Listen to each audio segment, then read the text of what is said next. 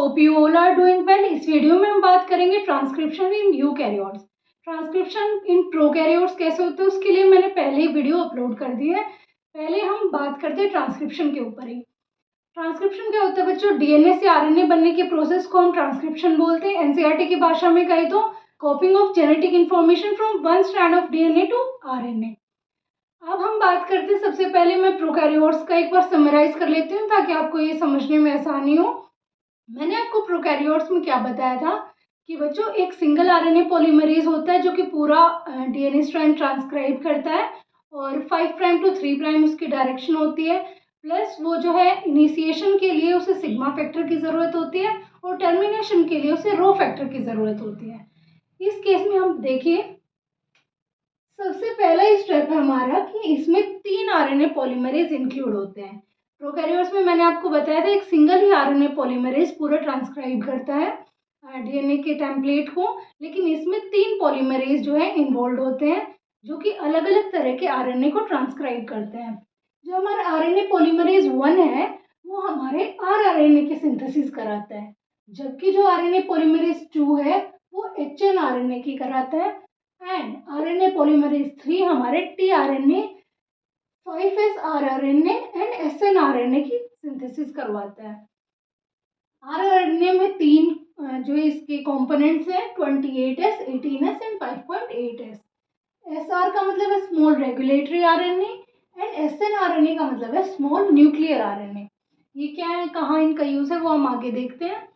तो अब जो है इसमें एक और चीज मैंने यहाँ पे लिखी है कि इसमें जो हमारा कोई भी सिग्मा और रो फैक्टर इन्वॉल्व नहीं होता है इनिशिएशन या टर्मिनेशन के लिए। यहाँ पे खुद ही आरएनए पॉलीमरेज सफिशिएंट होता है अपने आप में, उसी किसी अदर उसकी जरूरत नहीं पड़ती है।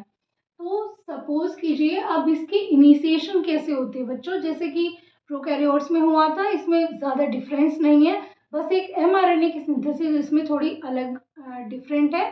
बाकी ये जो लगभग सिमिलर ही है वो होता है हमारा प्रोकैरियोट से, और इसमें कुछ अलग से मॉडिफिकेशंस हो जाती हैं। अदरवाइज अब इसमें डिफरेंस क्या है पहले मैं आपको वो बता देती हूँ। जो हमारा प्रोकैरियोट्स है और यूकैरियोट्स है उसके ट्रांसक्रिप्शन में डिफरेंस क्या होता है। प्रोकैरियोट्स में मैंने आपको बताया था वेल डिफाइंड न्यूक्लियस नहीं होता, तो ट्रांसक्रिप्शन एंड ट्रांसलेशन दोनों ही प्रोसेस हमारे बच्चों साइटोसोल में होती हैं। लेकिन यूकैरियोट्स में तो वेल डिफाइंड न्यूक्लियस है तो वहाँ पे ट्रांसक्रिप्शन की प्रोसेस न्यूक्लियस में होती है एंड ट्रांसलेशन की प्रोसेस हमारी साइटोप्लाज्म में होती है। दूसरी चीज यही मैंने जो अभी अभी बताई है कि उसमें जो है प्रोकैरियोट्स में सिंगल आरएनए पॉलीमरेज ही ट्रांसक्राइब करता है द होल डीएनए स्ट्रैंड, लेकिन इसमें क्या है कि हमारे 3 तरह के आरएनए पॉलीमरेज इंक्लूडेड हैं जो कि अलग अलग तरह के आरएनए को सिंथेसाइज करते हैं। तो चलिए स्टार्ट करते हैं। सपोज बच्चों देखो मैंने यहाँ पे एक डीएनए का स्ट्रैंड बना दिया है, ठीक है। डीएनए स्ट्रैंड की एंटी पैरेलल पोलैरिटी होती है, तो मैं यहाँ पे लिख देती हूँ 3 प्राइम टू 5 प्राइम और इसकी है 5 प्राइम टू 3 प्राइम। अब आपको पता है आरएनए पॉलीमरेज जो है किस डायरेक्शन में सिंथेसाइज करता है, 5 प्राइम टू 3 प्राइम। तो मैंने बताया था अगर उसकी डायरेक्शन 5 प्राइम टू 3 प्राइम है तो जिस स्ट्रैंड पर वो काम करेगा वो स्ट्रैंड की पोलैरिटी होगी 3 प्राइम टू 5 प्राइम। अब इसमें से ये पोलैरिटी वाला स्ट्रैंड है यानी कि आरएनए पॉलीमरेज हमारा इस स्ट्रैंड पे काम करेगा। जो आरएनए पॉलीमरेज स्ट्रैंड यूज करता है उस स्ट्रैंड को हम बोलते हैं बच्चों टेम्पलेट स्ट्रैंड। ये बातें मैंने आपको पहली वीडियोस में भी बताई हैं। और जो अनदर स्ट्रैंड है जो पार्ट नहीं लेता उसको हम बोलते हैं कोडिंग स्ट्रैंड, ठीक है। टेम्पलेट है इसको नॉन कोडिंग भी बोलते हैं, लेकिन बच्चों ध्यान रहे ये कंफ्यूजिंग है। जो हमारा कोड करता है वो नॉन कोडिंग नाम है उसका, वो टेम्पलेट स्ट्रैंड है, बल्कि जो नहीं करता उसको हम कोडिंग स्ट्रैंड बोलते हैं, ठीक है बच्चों। अब यहाँ पे क्या है, प्रमोटर तो इन्वॉल्व होगा, प्रमोटर के बिना कैसे पता लगेगा उसको कहाँ से शुरू करना है। ये है हमारा प्रमोटर, यहाँ पे आके हमारा आरएनए पॉलीमरेज बाइंड करता है। लास्ट में क्या होगा बच्चों, टर्मिनेटर होगा, टर्मिनेटर।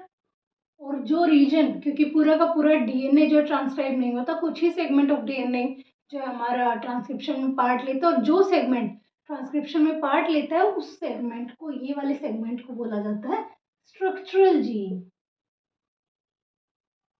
Structural gene. अब मैंने बताया यहाँ पे ना तो सिग्मा की ज़रूरत होती है ना रो की ज़रूरत होती है। तो क्या होगा, आरएनए पॉलीमरेज़ आएगा, खुद ही यहाँ से बाइंड करेगा, सॉरी इससे नहीं, वो बाइंड करता हमारे टेम्पलेट स्ट्रैंड से, यहाँ पे आके बाइंड करेगा, खुद ही उसको जो है अनजिप करता रहेगा डीएनए को और आरएनए की सिंथेसिस कराता रहेगा। इस तरीके से यहाँ पे जो है हमारा साथ के साथ आरएनए की सिंथेसिस होती रहती है। ये हमारा आरएनए बन गया। एक और बात बच्चों, जो हमारा आरएनए की सिंथेसिस होती है वो हमारे टेम्पलेट स्ट्रैंड के तो जो है कॉम्प्लीमेंट्री होता है, लेकिन जो हमारा कोडिंग स्ट्रैंड है उसकी सीक्वेंस सेम होती है। बस एक ही डिफरेंस होता है कि जो हमारा आरएनए है उसमें थायमिन की जगह पे यूरेसिल प्रेजेंट है। तो अगर पूछा जाए कि जो हमारा एमआरएनए सिंथेसिस हो रही है वो कॉम्प्लीमेंट्री किसके होते हैं, कॉम्प्लीमेंट्री होते हैं बच्चों वो टेम्पलेट स्ट्रैंड के, जबकि उस सिमिलर किसके होता है वो कोडिंग स्ट्रैंड के। तो अब इसके वापस आते हैं, इसमें क्या होगा, वो साथ के साथ ही हमारा सिंथेसिस चल रही है यहाँ पे, ठीक है। अब एक रीजन आएगा हमारा टर्मिनेटर रीजन, जिसपे क्या होगा, ये स्टॉप हो जाएगी हमारी ट्रांसक्रिप्शन की प्रोसेस। ये जो डीएनए आरएनए का हाइब्रिड बन रहा था ये भी यहाँ पे अलग हो जाएगा और आरएनए हमारा बाहर आ जाएगा। ठीक है बच्चों, ये स्टेप उतना सेम ही है जैसे कि हमारा प्रोकैरियोट्स में हुआ था, लेकिन एक डिफरेंस है बच्चों, जो ये आरएनए आया है ये हमारा या तो होता है टीआरएनए या आरआरएनए। ये दोनों आरएनए बनते हैं ऐसे इस प्रोसेस से। अगर ये जो आरएनए पॉलीमरेज आया है, अगर ये आरएनए पोल 1 होगा तो ये बेसिकली हमारा आरआरएनए बनाएगा, और अगर ये आरएनए पॉलीमरेज 3 हुआ तो ये जो हमारा टीआरएनए की सिंथेसिस कराएगा। अब आप कहेंगे कि मैम फिर एमआरएनए की सिंथेसिस कैसे होती है। एमआरएनए की सिंथेसिस बच्चों इनसे थोड़ी सी डिफरेंट है। एमआरएनए क्या होता है, यहाँ पे जैसे ये बना है, इसमें एमआरएनए जो सिंथेसाइज होता है वो डायरेक्टली ऐसे ही सिंथेसाइज नहीं होता। एमआरएनए पहली बात जो है जब सिंथेसाइज होगा तो वो एचएनआरएनए के फॉर्म में सिंथेसाइज होता है बच्चों, ठीक है। ये एमआरएनए का ही प्रिकर्सर होता है, इसमें सर्टेन कुछ मॉडिफिकेशंस होंगी जिसके बाद ही ये रेडी होता है ट्रांसलेशन की प्रोसेस के लिए, और फिर उन मॉडिफिकेशंस के बाद ही वो हमारे साइटोप्लाज्म में जाएगा जहाँ पे ट्रांसलेशन होगा, ठीक है। अब वो मॉडिफिकेशंस क्या क्या होती हैं वो मैंने यहाँ पे लिखी है कि उनमें क्या क्या मॉडिफिकेशंस होंगी। सबसे पहले लिखी है बच्चों मैंने स्प्लाइसिंग। स्प्लाइसिंग क्या होता है, एक यूकैरियोटिक का जो जीन है, यूकैरियोटिक जीन में मैंने पहली वीडियो में भी बताया था, पॉलीसिस्ट्रोनिक मोनोसिस्ट्रोनिक ये सब मैंने आपको बताया था। यूकैरियोटिक जीन में बच्चों क्या होता है, सपोज ये यूकैरियोटिक है, यहाँ पे ये एक डीएनए का फ्रेगमेंट है, इसमें जो है दो रीजन्स होते हैं, एक होता है बच्चों एक्सोन, एक होता है इंट्रॉन। इसी तरीके से एक्सोन इंट्रॉन। तो यूकैरियोटिक जो जीनोम है वो इस तरीके से प्रेजेंट होता है। इंट्रॉन्स जो होते हैं बच्चों ये नॉन कोडिंग सीक्वेंसेस होते हैं जिनका ट्रांसलेशन में कोई काम नहीं होता, ट्रांसलेशन में ये पार्ट नहीं लेते हैं। तो क्या करना होता है, जब ये एचएनआरएनए मॉडिफाई करते हैं तो हमारे जो इंट्रॉन्स वाले सीक्वेंसेस है, जो नॉन कोडिंग सीक्वेंसेस है, उनको हटा दिया जाता है। जो ये है यहाँ पे इंट्रॉन्स, इनको हटा दिया जाए क्योंकि ये किसी को कोड नहीं करते, अब इनका कुछ काम नहीं है, नेसेसरीली क्या करेंगे आगे जाके, तो इनको तो जो है रिमूव कर दिया जाता है। और जो ये एक्सोन्स है बच्चों इनको ऐड कर दिया जाता है। ये सेपरेटली क्या होगा स्प्लाइसिंग के बाद, ये इस तरीके से एक्सोन एक्सोन जुड़ जाएंगे। सपोज ये एक्सोन 1 है, ये एक्सोन 2 है, तो ये कैसे जुड़ जाएंगे, एक्सोन 1 एंड एक्सोन 2। इंट्रॉन जो है बीच के वो रिमूव हो जाते हैं। इसी प्रोसेस को हम बोलते हैं बच्चों splicing, removal of introns. Introns क्या है हमारे नॉन कोडिंग सीक्वेंसेस। नंबर 2 क्या है बच्चों, कैपिंग। कैपिंग क्या है इसमें, एचएनआरएनए में कैपिंग क्या होती है, जो हमारा 5 प्राइम टू 3 प्राइम का स्ट्रैंड सिंथेसाइज होता है आरएनए पोल के द्वारा, ठीक है। अब कैपिंग के प्रोसेस में क्या होता है, ये जो डीएनए का स्ट्रैंड है इसके 5 प्राइम एंड पे हमारा मिथाइल गुआनोसिन ट्राइफॉस्फेट नाम का मॉलिक्यूल आके इस पे जुड़ जाता है। इसी प्रोसेस को हम बोलते हैं कैपिंग। अब अगली प्रोसेस क्या है, टेलिंग। टेलिंग में क्या होता है बच्चों, जो इसकी टेल है, टेल क्या है, 3 प्राइम एंड वाली है, यहाँ पे हमारा एडिनाइलेट के रेजिड्यूज आ जाते हैं, एडिनाइलेट रेजिड्यूज 200 से 300 जो है नंबर में, वो इस 3 प्राइम एंड ऑफ डीएनए पे आ जाते हैं। इसी प्रोसेस को बोला जाता है टेलिंग। इसमें आपको ध्यान क्या रखना है बच्चों, कैपिंग, कैपिंग किस मॉलिक्यूल, कौन सा मॉलिक्यूल आके यहाँ पे बाइंड होता है, तो ये है मिथाइल गुआनोसिन ट्राइफॉस्फेट। कौन सी एंड पे आता है, 5 प्राइम एंड पे।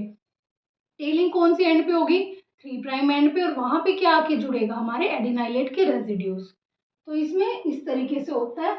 फिर जो है हमारा पूरी तरीके से मेच्योर mRNA की फॉर्मेशन होती है। ये चीज ध्यान रखना, सबसे पहले मैंने बोला यहाँ पे hnRNA बनेगा। ये जो है mRNA का प्रिकर्सर है, ये मेच्योर फॉर्म नहीं है। ये ट्रांसलेशन में पार्ट लेने के लिए इसको मेच्योर फॉर्म में कन्वर्ट होना पड़ता है, जिसके बाद ही ये साइटोप्लाज्म में जाती है। मेच्योर फॉर्म में कैसे कन्वर्ट हुई, इन 3 मॉडिफिकेशंस के बाद। उसके बाद ये क्या हो जाएगी, मेच्योर mRNA बन जाएगा। इन तीनों मॉडिफिकेशंस के बाद इसी hnRNA को हम बोलते हैं mRNA, जो कि फिर साइटोप्लाज्म में ट्रांसफर होता है, फिर जिसके बाद ट्रांसलेशन की प्रोसेस होती है। तो बच्चों इसमें यही था। अब मैं एक बार मैं इसको समराइज कर देती हूँ, फटाफट से देखिए। इसमें 3 आरएनए पॉलीमरेज होते हैं, प्रोकैरियोट्स में सिंगल आरएनए पॉलीमरेज ट्रांसक्राइब करता है। आरएनए पोल 1 आरआरएनए बनाता है, पोल 2 एचएनआरएनए बनाता है, जिसकी फर्दर मॉडिफिकेशंस के बाद एमआरएनए बनाएगा। पोल 3 जो हमारा टीआरएनए बनाता है। उसके बाद हमारा इसमें ना ही रो की जरूरत होती है, ना सिग्मा फैक्टर की जरूरत होती है। आरएनए पोल जो है खुद इसको ट्रांसक्राइब करता रहता है। यहाँ पे टर्मिनेट रीजन आने के बाद ये डीएनए आरएनए हाइब्रिड ब्रेक होगा। ये जो है टीआरएनए और आरआरएनए इससे अलग हो जाते हैं, फिर ये साइटोप्लाज्म में चले जाएंगे ट्रांसलेशन के लिए। जबकि अगर हमारा यहाँ पे आरएनए पॉलीमरेज 2 आया था, तो ये क्या करेगा, एचएनआरएनए बनाएगा, जो डायरेक्ट साइटोप्लाज्म में नहीं जा सकता। इसमें कुछ मॉडिफिकेशंस होती हैं। वो मॉडिफिकेशन है स्प्लाइसिंग, जिसमें कि इंट्रोन्स यानी कि नॉन कोडिंग सीक्वेंसेस रिमूव हो जाती हैं। नंबर 2 होता है कैपिंग, मिथाइल गुआनोसिन ट्राइफॉस्फेट की कैप आके 5 प्राइम एंड पे जुड़ जाती है। टेलिंग में क्या होता है, एडिनाइलेट के रेजिड्यूज आके 3 प्राइम एंड पे जुड़ जाते हैं। उसके बाद जो है ये एक मैच्योर एमआरएनए बन जाता है। मैच्योर एमआरएनए बनने के बाद ये साइटोप्लाज्म में चला जाता है, जिसके बाद ये प्रोटीन की सिंथेसिस करता है। Hope this information was useful for you. If you like this video, don't forget to hit the like button and subscribe to my channel for the latest updates. Thank you so much. Bye bye.